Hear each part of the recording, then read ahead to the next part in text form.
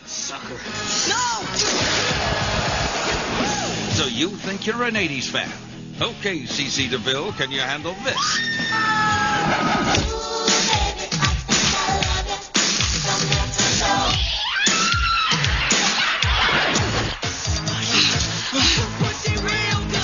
It's I Love the 80s, and this is 1987.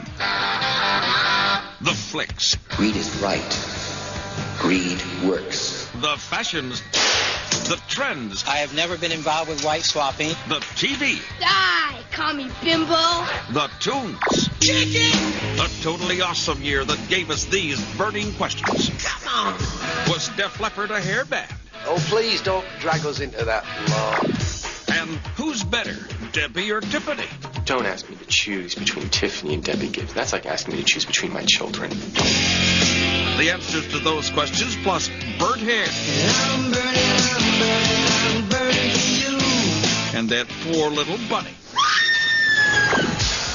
Because you love the 80s. Because you're still rocking the acid wash when no one's around. Admit it. Are you kidding me? This is 1987.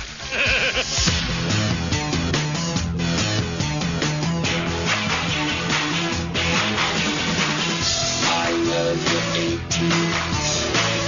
I love the 80s. Do you love me? Dirty Dancing was an incredible movie that we all loved. It's just every girl's dream. You know, you're off at summer camp and you like this guy. That's my cousin, Johnny Castle. Then that storybook thing of she wants to learn how to dance to get nearer to him, but then his dancing partner has to have an abortion, so she's got to be the dancer in 3 magical weeks. As a society, if we learned one thing from Dirty Dancing, it's that nobody puts a baby in a corner. Nobody puts baby in a corner. Nobody puts baby in a corner. This is my impersonation of Patrick Swayze working on that line. Nobody puts baby in a corner. Nobody puts baby in a corner. No. And go. I knew both Patrick Swayze and Jennifer Grey from doing Red Dawn with them. And they couldn't stand each other. Oh, are you trying to kill me? So I was so fascinated to watch them dancing and being in love. Yes, Patrick Swayze was very sexy in the movie. I never had a dance instructor like Patrick Swayze. I don't think I'd have done any dancing if I had. A lot of guys were trying to be like Patrick about that time. You just put your pickle on everybody's plate, college boy, and leave the hard stuff to me. My favorite scene, of course, was when Patrick Swayze was dancing with Jennifer Grey at the very end. When they finally do the dance and they get the big lift. That was good. You're crying, you know, you're hiding it from your girl at the time, like, yeah, it was all right. She was the underdog in the movie, and I was the underdog at the Olympics, and she finally got the guy, and I got my gold medal. The theme song was huge. They did have the time of their lives. Gnarly. You ready? Tiffany and Debbie Gibson both represented the two girls I could never have in school. Tiffany and Debbie Gibson are quintessential sort of clash of the titans, each with her own strength. Because you either liked one or the other. Vocal choice would be Tiffany. Image and energy, I liked Debbie. Don't ask me to choose between Tiffany and Debbie Gibbs. That's like asking me to choose between my children. I love them both so. I think that people wanted to have a sense that Deborah and I didn't get along. But the truth is, we didn't really know each other. Tiffany or Debbie Gibson? It's hard to distinguish. Tiffany's got red hair. Debbie has blonde hair. That's really the only difference between the two of them. People still confuse myself and Deborah a lot. They'll be like, oh my gosh, I love that song. Only in my dreams, I just played that all the time. I'm like, oh no, that was the other one. I loved I Think We're Alone Now. There doesn't seem to be anyone around. I think we're alone now. Tiffany had a phenomenal voice and an incredible gift. And they made her a mall girl. Debbie was my girl because she was producing all her stuff. She used to write all her own songs, which is why they're so memorable today. For example,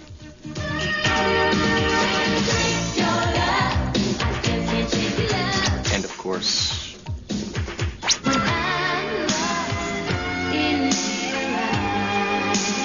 Debbie Gibson's great, damn it. Debbie Gibson. Deborah Gibson. And Tiffany changed her name to Tiffany. Just kidding. I Love 87. Low drive bouffant, basic training. Hair crimping was kind of the next wave of the big hair. It makes a kink in the hair, so it makes the hair stand up. It's a hot iron, and it had little waves in it, and it took a long time because you would just have to take, because I'd poke myself in the eye, piece by piece. Crimp by crimp by crimp by crimp. And then you had to spray it with gel and crimp it some more. And then you had to tease it so that it would get a little bit big. And then you would backcomb it upside down and then crimp anything that had managed to escape curling. It would be so curly that it looked kind of like a Brillo pad. There were all kinds of tortured things that girls did to their hair in the 80s. Crimping, frying. I killed my poor hair. I'd crimp it out so big that it looked like an afro. Like a lion's mange. It would just be so big. You'd have to have a limo for the star and a limo for her hair. I thought I was fly with my crimps. I was a crimp queen. I will refer to the movie Howard the Duck. I had my hair completely crimped every day for 7 months. I'm obviously in some sort of terrible nightmare. Oh, yeah? Your nightmare or mine? The best thing about hair crimping was all the neck burns that the girls would have.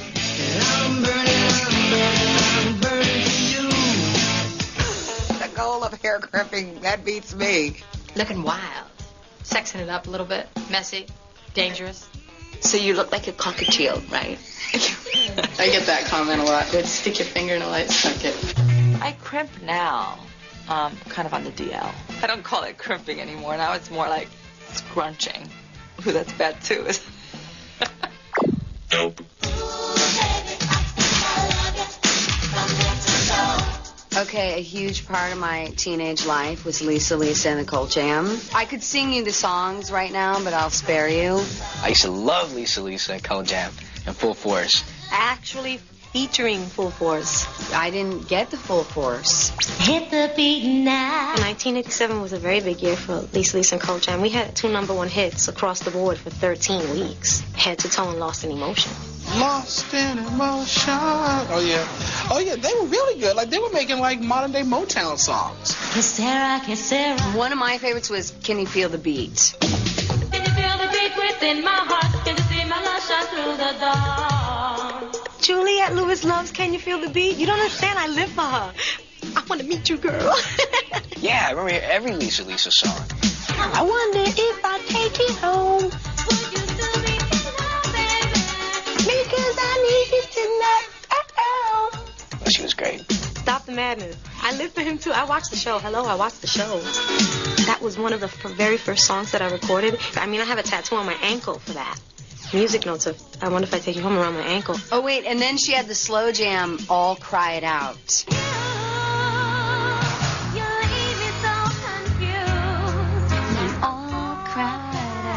Over you, and then that's where you cry in your room alone. Anyway, it was like one of the highlights of my teenage life. It was just good music. Good freestyle music. We just made music. It was fun. I Love 87. Coming up, the movie that had men everywhere putting it back in their pants. You deserve everything you get. Can't you feel that music pumping hard like I wish you would? Now push it. Push it really, really good. And the hairiest hair metal guy of them all. I would have had sex with one of them. You did it to me. Next on I Love 1987. But first, the makeout songs of 1987. Ladies and gentlemen, I, Lionel Richie, give you the makeout songs of 1987. What did you think I would do at this moment? At This Moment, by Billy Vera and the Beaters.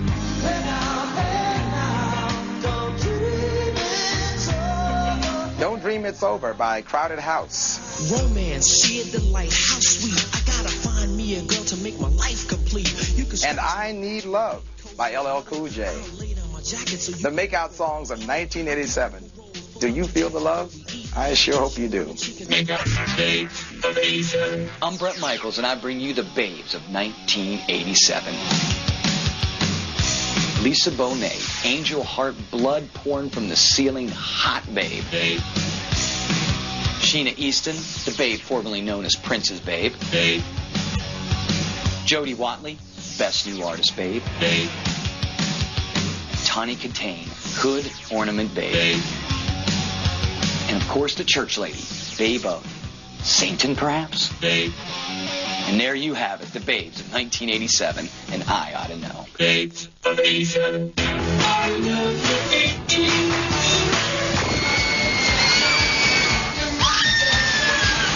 Fatal Attraction, come on, that scared the hell out of every man. You know, I don't think I like this. Fatal Attraction taught every man never cheat on your wife. Michael Douglas plays a happily married man and has basically a one-night or two-night stand with a woman. I don't think having dinner with anybody's a crime. Not yet. Boy, Glenn Close never looked hotter, did she? Oh, man. Glenn Close was actually kind of scary sexy, especially the scene where they were in the sink. They're all in the sink. You know, it's all awkward. You kind of just met each other and drop your clothes and you kind of pick her up and you're going to put her on the sink and go, all right, yeah. And then, you know, she's going to lean back and, you know, and she's going to hit the faucet.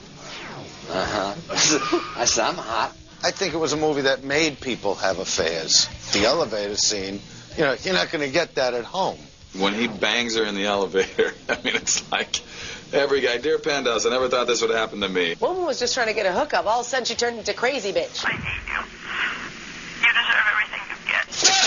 Favorite line from Fatal Attraction: I will not be ignored. I'm not going to be ignored, Dan. I'm not going to be ignored, Dan. Glenn has got this kind of deep power in her acting that you were like, now this girl could f you up. Will you play fair with me?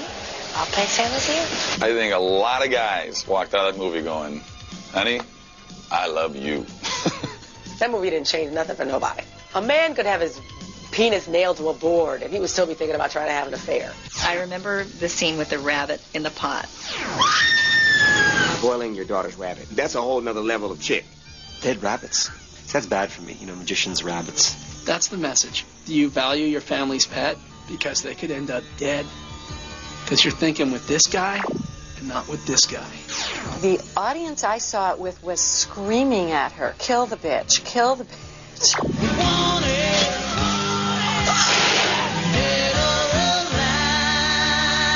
You know, when your wife has to kill some woman, you know, things have gone too far.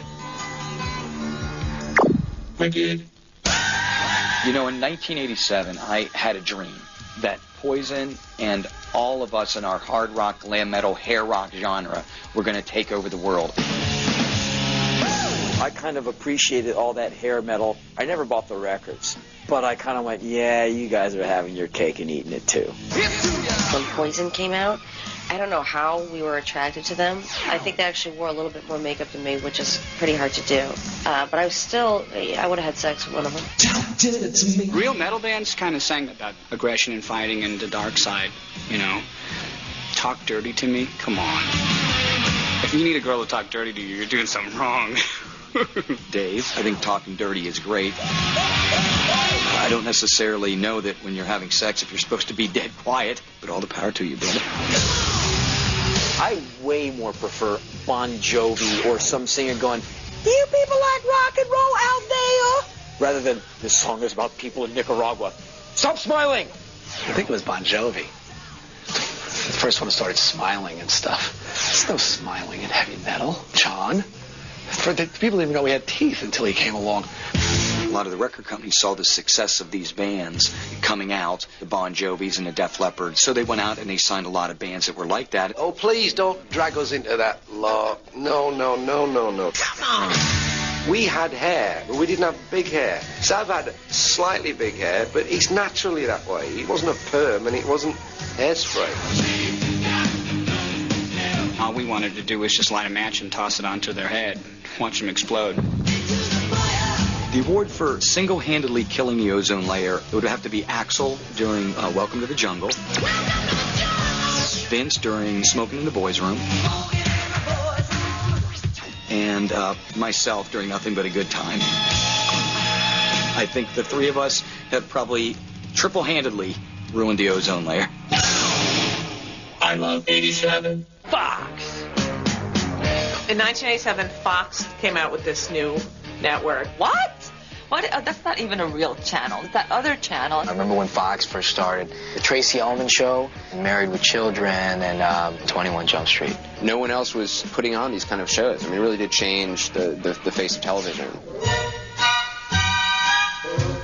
Married with Children was cutting edge, out there, crazy, took a chance, and it worked. First time it came out, everybody's like, can you believe this new show? You see what they're getting away with? Let go of my hair, you little psychopath.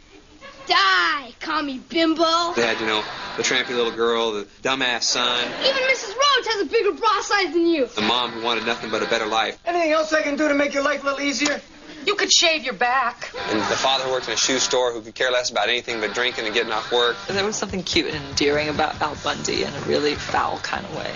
Are you implying that it's my fault you have no friends? Oh, no. It's me who sits in front of the TV set burping with my hand thrust down my pants. Give me a beer. Where's the clicker? Wait, that ain't it. Could be it. Mighty small clicker I've got. 21 Jump Street was like the coolest show on TV at the time. The idea behind the show was to catch juvenile criminals. The guys pretended to be in high school and blend in with the kids. Kind of like Fast Times at Buster Buddy High. There was always this jeopardy, and are they going to get found out, or are they not going to get found out? You're under arrest. You have the right to remain silent. You know these guys weren't cops running around school after the second semester when you kind of catch on to it. Guys, we got some bad news. My first thoughts of 21 Jump Street was, who is that cutie Johnny Depp? Really? I had a huge crush on him. I run into that problem all the time because I'm so good looking. Are you kidding me? Whoa, actor. Actor first. Looks second. Johnny Depp was the man. I think they were the kids that we all wished were in our school. The Tracy Ullman Show is just one woman creating all the stunts and skits and everything and doing everything on her own for a 30-minute sitcom. It just freaked me out. Like, wow, man, that's the same person. All my life I tried not to feel like you, and you're not gonna get me now. The Simpsons first appeared on the Tracy Ullman Show, and I do remember that because that was some scary stuff. There's nothing to worry about. Now everyone go to sleep. Good night. They kind of look like spookier versions of themselves. The Simpsons and Tracy Ullman, that really started it all. Talk about being way ahead of your time. Let's go home. Here's your video. That's great. It starts with an earthquake. R.E.M. is a great band. I think it's The End of the World as We Know It was a huge hit, mostly because, apocalyptic songs are money in the bank. Michael Stipe's just blurred all the words. He mumbled everything, which seems so cool. And it's so kind of anti-pop.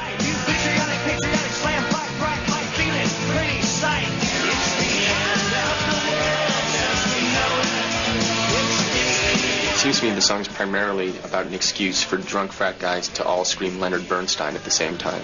You ever been in a car with somebody, like, listen to that song, and end of the world as we know it, and, like, all four, they all come in, and then it breaks off when they get to the next verse. Leonard Bernstein.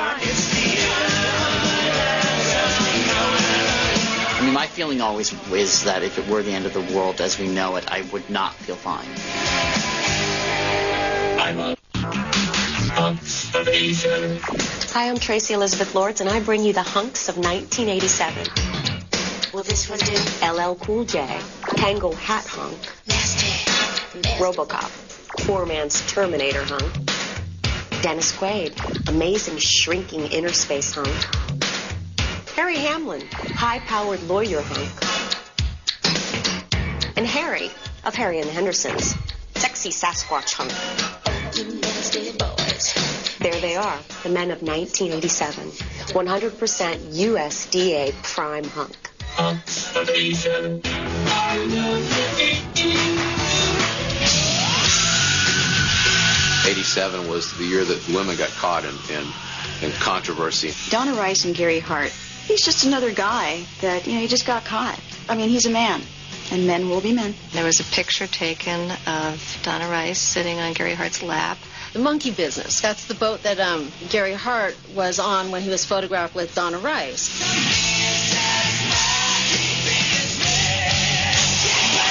As a presidential candidate, cute girl, short white dress, she plops down on your lap. He's like, hey, I'm Mary. Check out this girl with pretty legs. Go ahead, dog. Focus. You good? Quick. All right. I am who I am. Take it or leave it. They took him apart. It was the end of him. Von Hall, secretary to Ollie North. Everybody remembers her for the hair. She had great hair. A lot of hair. Von Hall was a little hot to be a document shredder. Von Hall shredding documents for North. Don't we just do everything for our man? I was protecting the initiative. So she gets in trouble, and he's doing talk shows. Out of all the scandals, you've got to love the televangelist. I love when the hypocrites get nailed. I have never been involved with wife swapping. Never. I'm not a homosexual. Right. And I've never been to a prostitute. Judge not, lest ye be caught with a big booby. Jessica Hahn, she's got the greatest man-made breasts one's ever seen. So I can see why Jim Baker had fun. I just remember marveling at the transformation of this semi-frumpy secretary to a preacher, and then she's down there showing the vagina to the world and humping air on Sam Kinnis's rock videos.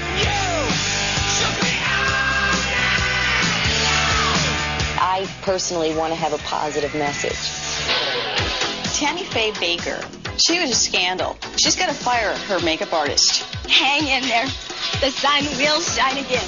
Tammy did wear just a smidge too much makeup. I never thought that anybody would embrace my makeup look the way Tammy Faye Baker did. Whatever anybody wants to say about us, that's fine.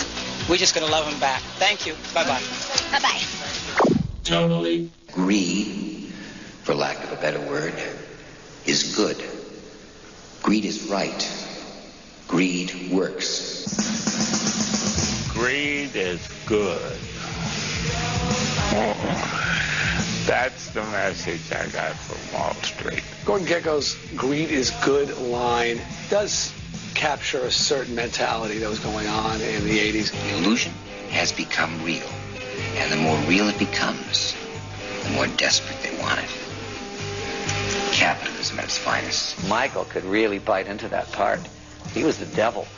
He really encapsulated the kind of greedy, slick, lying, manipulative, right-wing business monster. He personified the Wall Street snob. I thought Gordon Gekko was a piece of and people like him are pieces of shit. All right, Mr. Gekko. You got me. Charlie Sheen was trying to be Gordon Gekko, and of course, when he gets there, he realizes he doesn't want to be the devil. Anything you do, send it to me before the law. You have to wait. That movie spoke to a lot of people. It really was defining that generation. I know I was preoccupied with being filthy rich. It was 5 cars, 2 boats, $1 million house, and like, yeah, baby. Deja video.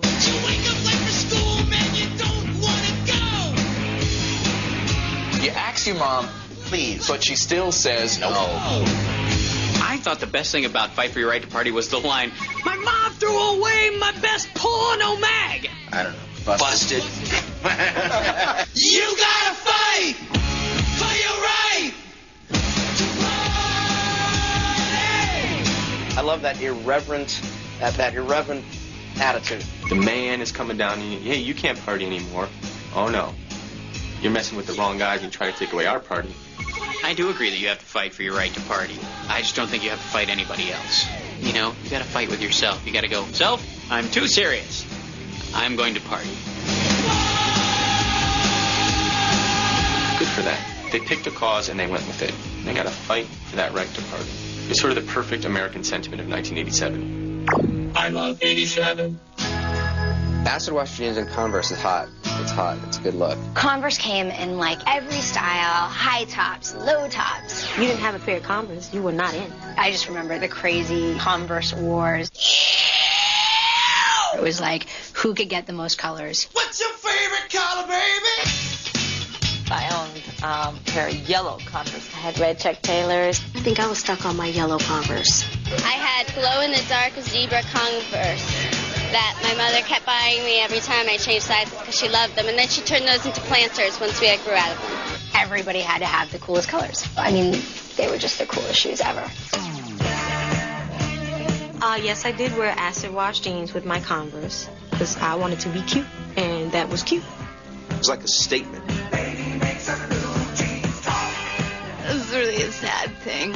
But I've gone through my photo albums and taken out all those pictures and cropped them, so nobody knows. I remember seeing them for the first time in a store and thinking, wow, that sucks. I actually did them myself. Man, we did all kinds of Clorox and holes and made all kinds of clothes. Why didn't somebody stop me? Why didn't somebody stop all of us? So bad. They still wear it in some parts of the country. And they've got to stop right now. I'm serious. People, it's just wrong. Don't wear them. Everyone's laughing. I Love 87. Coming up, when they called Bono a rock god, they weren't kidding. He is the Messiah, and there's no getting around it. Push it really, really good. And Cheers, always a happy place. We've known each other only seconds, and I'm already tired of you. Next on I Love 1987. But first, this public service announcement.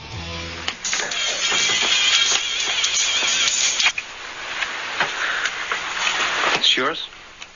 No, My mother said she found it in your closet. I don't know. One of the guys must have what?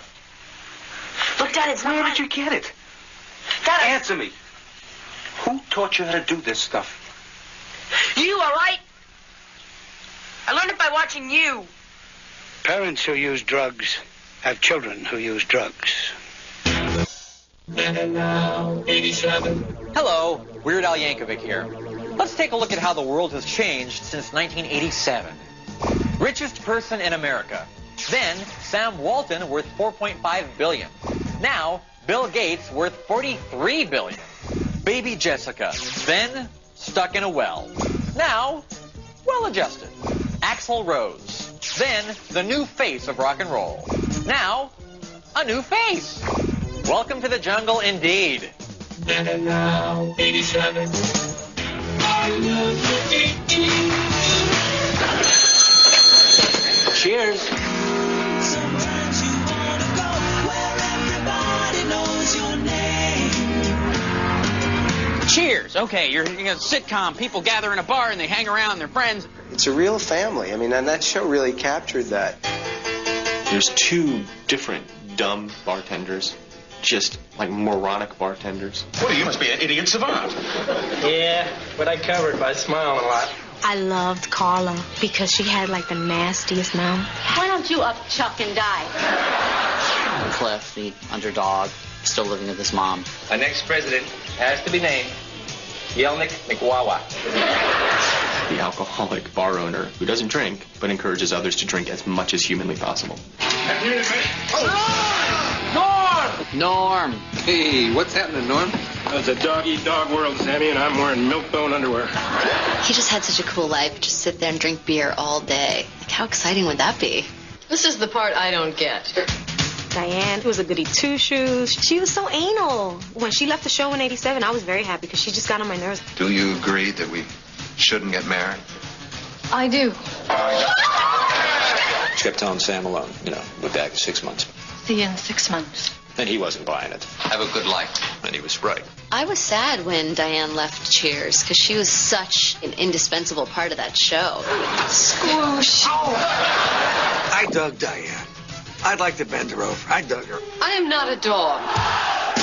Kirstie Alley took over, which was very controversial at the time. Sam, Rebecca Howe. How do you do? She came into a tough situation and had to assume the antagonistic role against Sam. We've known each other only seconds, and I'm already tired of you. Kirstie Alley absolutely won me over. It was a totally different energy. I'm gonna pop her right in the kiss. I'm gonna pop her. I loved her from episode 1. She won me over, too. Yes, darling, yes. Oh! You got to know these people. They came into your homes, and, they were all your friends. You wanna go where everybody knows your name. Nope. I remember, push it. And then my grandma and grandpa being like, would you turn that off? It was hot. It was racy. and it was catchy. That was the cut, man. Salt and Pepper was hot. I just saw the music part. Shouldn't it have been Salt and Pepper and Spinderella? Salt and Pepper could rap. They were good. But Spinderella, the DJ, Spinderella was fine. I remember Push It. Yo, yo, yo, yo, baby pop.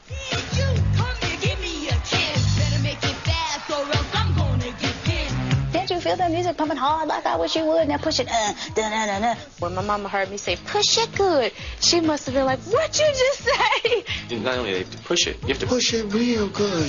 Salt and Pepper was sexy in that video. They're shaking their booties a lot, aren't they? It was great to dance to. It was funky. They were one of the first female rappers. They opened the doors for a lot of other rappers. They're incredible. Push it. Push it real good. They did push it. They pushed it in all the right ways. What was the it they were trying to push? What it means, I don't know. Because I was 4. Mowiener? Is it Mowiener that they want me to push? Push it real good. I mean, come on, think about it. You gotta ask them. I Love 87. Why you gotta pull a knife, man? Why you gotta pull a knife? What's the line? I ain't be got no weapon. Hollywood Shuffle is a great movie. Hollywood Shuffle is so good. Hollywood Shuffle was about the new black actor comedian here in Hollywood trying to break in and breaking all those stereotypes. Black filmmakers like Robert Townsend sort of defined that moment, and brought back the jive and talked about how ridiculous it was. Why you be gotta pull a knife on me? I be got no weapon. Let's go outside so I can cut you. So what you think, man? Do you think it was good? Oh, I don't know. I think we can do better. It was crazy. It was like a lot of ideas in one flick, and it was just tapping on so many things. Half fat, half soul brother. Say what? Daddy, daddy, daddy. John Witherspoon did this thing where he had hoe cake. I created the Winky Dinky Dog, Winky Dinky Hamburger, Winky Dinky Donut. Now I've come up with a new thing. Gonna be very big. The Winky Dinky Hoe Cake. Hoe cakes! Hoes got to eat too. There was a scene where they were doing like a slavery period film, and it was all about escaping slaves and how one would not want to escape. I don't know why we leaving mouses high. But, as soon as the cameras were off, they were these very intelligent men. And cut. Hi, my name is Robert Taylor, and I'm a black actor. I had to learn to play these slave parts, and now you can too, at Hollywood's first black acting school. Hollywood Shuffle was like a really radical film because it was pointing out the inequalities and kind of the difficulty that you have when you want to work, but you don't want to compromise yourself. Could you tell him to be a little more, can be a little more black? And him trying to get his best blackness on. You killed my president. That to me was a defining moment of where black people were going to go. I can't do this. What are you talking about? You can't do this. This is not the kind of acting I wanted to do. It was actually time for us to kind of own our identity. And that's what Robert Townsend did. He said, this is who I am as a director, but here I am as a dignified black director, and what I have to show. And I just want to say tonight, we're all winners. Deja Video.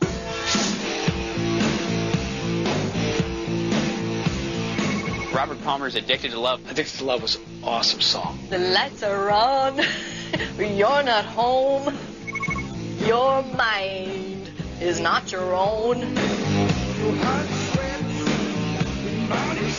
I thought they were pretty. I wanted to be them. They all got nice hooters, and they all were made up to look exactly the same. I remember everybody going, those girls are hot. I'm like, those girls are plastic. Which, has its benefits. It just, the way the girls moved and the way they licked their lips and turned their heads around, it was sexier than hell. To be perfectly honest, I thought a lot of them were drag queens. Some of them looked really bored, like, are we done yet? They got the modeling gig and didn't realize it was going to last all day.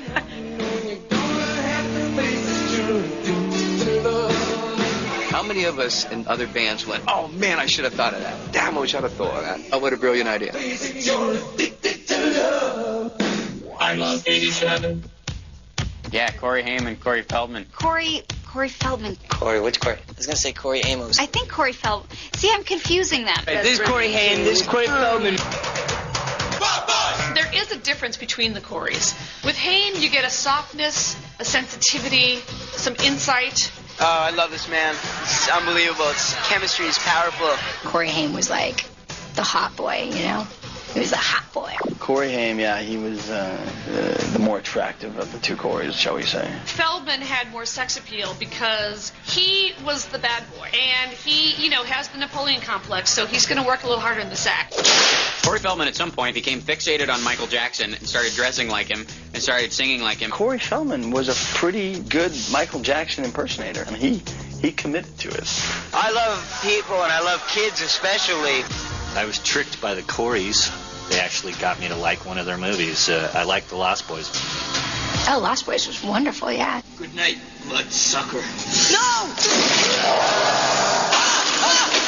The Coreys had like this certain bad boy thing. The baddest. I mean, as bad as they could be. The Coreys are a prime example of, if you're an up-and-coming child star, don't do smack. Come on, Corey, tell us your side. The Coreys have something, it's what's called the it factor. And when I say that, I mean the last two letters of the word because they are out of luck, those two. What's to be said about the Coreys that hasn't already been said? Geniuses? Sure. Great actors? Absolutely. Gorgeous? Without a doubt.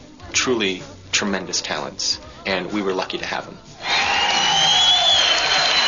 See ya. I Love 87. Coming up, worshiping at the foot of Joshua Tree. It was like nothing I'd ever heard before, but everything in the past that I'd loved all rolled into one. U2's big breakthrough next on I Love 1987. But first, Mr. and Ms. 1987. Yeah, it's me, the Dice Man, with the moment you've all been waiting for. Time to name Mr. and Ms. 1987. I'm brimming with excitement. He was the star of Moonlighting and had a top 5 single, Respect Yourself. What the hell were we thinking, huh? She was even more busy, starring in 3 movies, Moonstruck, Witches of Eastwick, and Suspect, Bruce Willis and Cher. Mr. and Ms. 1987. Mr. and Ms. born in 87. I'm Soleil Moonfry.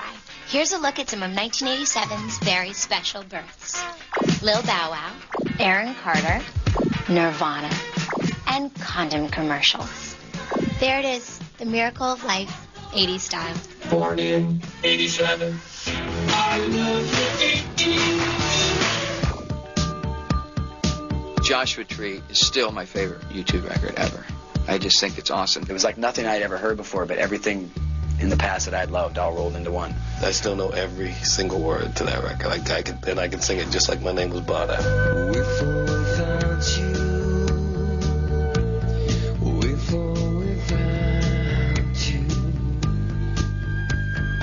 I remember when it first came out, I couldn't afford to buy it, and I wouldn't listen to a single song until I could have it and listen to it over and over and over again. I liked What Streets Have No Name. That's a very simple song, and at the same time, very powerful. Edge played a different kind of guitar. And wouldn't it suck, if you're in a band with Bono and The Edge and your name is Larry, wouldn't you sort of go, you know what, guys, I think maybe I could get a nickname too? I don't want to be Larry.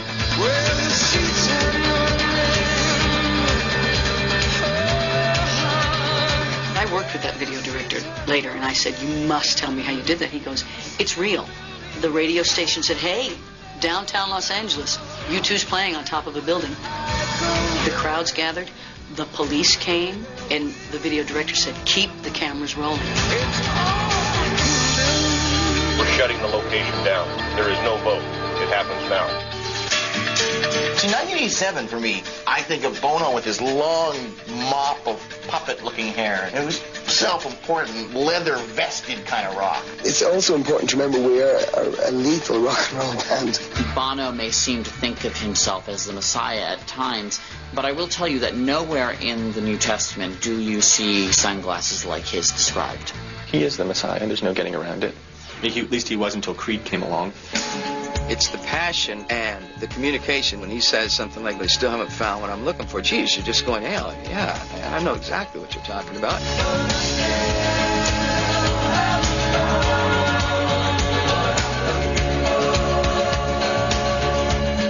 In the era of U2, there was a lot of rock bands doing their thing, getting the big mansions, the swimming pools, a lot of girls. But U2 was the only one in that era that stood for something. You would look at it and say, if I ever make it, those are the guys I want to be like.